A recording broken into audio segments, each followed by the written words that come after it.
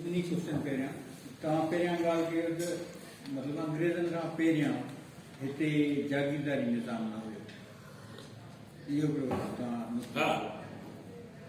थोरी तस्वीर सम्झो या तव्हां असांखे सही कयो त जॾहिं हिते सिंध में शाहनाज शहीद जी तहरीक थी थिए जेको कहिड़े ज़ुल्फ़ आहे उनजे अॻियां बि जागीरदारी ज़मींदार आया, तंहिंखां पोइ मुग़ल आया। इन जो मतिलबु त थोरी घणी जागीरदारी हिते एग्ज़िस्ट करे पई अंग्रेज़नि खां पहिरियां। मुंहिंजो सुवालु इहो, मूं हिकिड़ो जनरली इहो नुक़्तो रखियो, तव्हां इन ते पढ़ी करे मुंहिंजो सुवालु हीअ आहे त हींअर जेको सिंध में सूरत हाल आहे, हिकिड़ा उर्दू स्पीकिंग आहिनि, हिकिड़ा सिंधी स्पीकिंग आहिनि।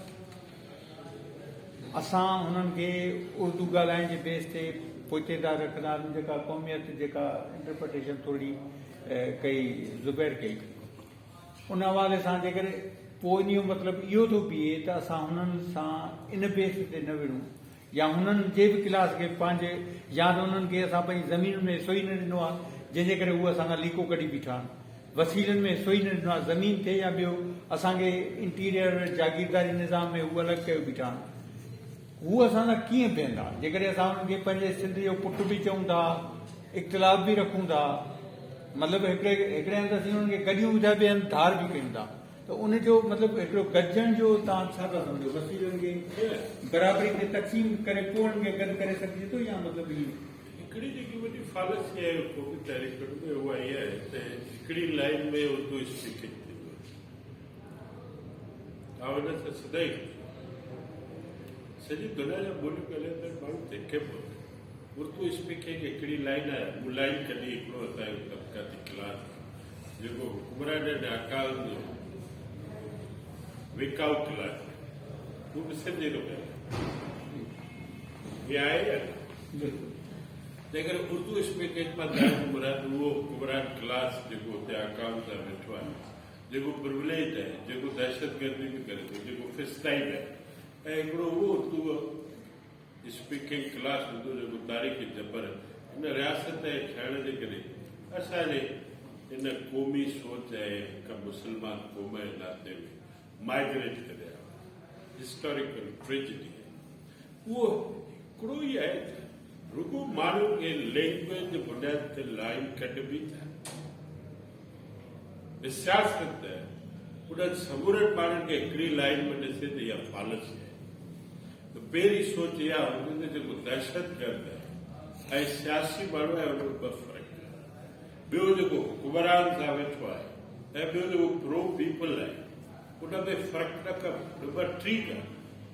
हिकिड़ो माण्हू दसियो पियो हुजे, उनजे हिकिड़ो खंजर खई वेठो हुजे ऐं दसियनि चई त मुंहिंजे कातिल जो छा थियो, विक्टम केरु आहे? असांजी धरती ऐं शनाख़्त ते कब्ज़ो कंहिंजो आहे? असांजे माण्हू जो आहे या हुन जो आहे?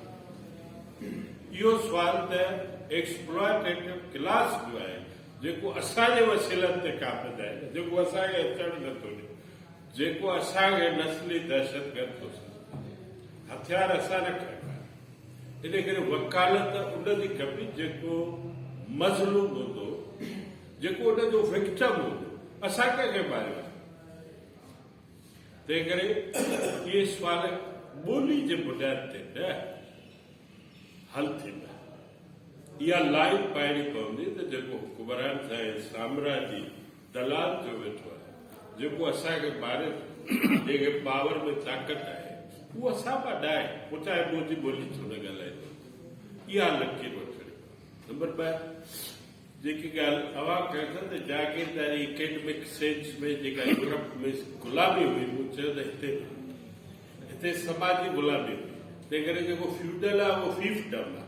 उहो फीफडम जेको अंग्रेज़ यूरोपियन ठाहे गुलाम वठी पैदावार करे बादशाहनि जे माल मिल्कियत में शान में कसीदा चवंदा, अहिड़े क़िस्म जी गुलामी असां वटि न हुई। इन करे जो असां वटि ज़मीन जो जेको मालिक हो उहो ख़ुदि खेड़ींदड़, तंहिं करे गुलामी उन सेंस में, जागीरदारी उन सेंस में न हुई।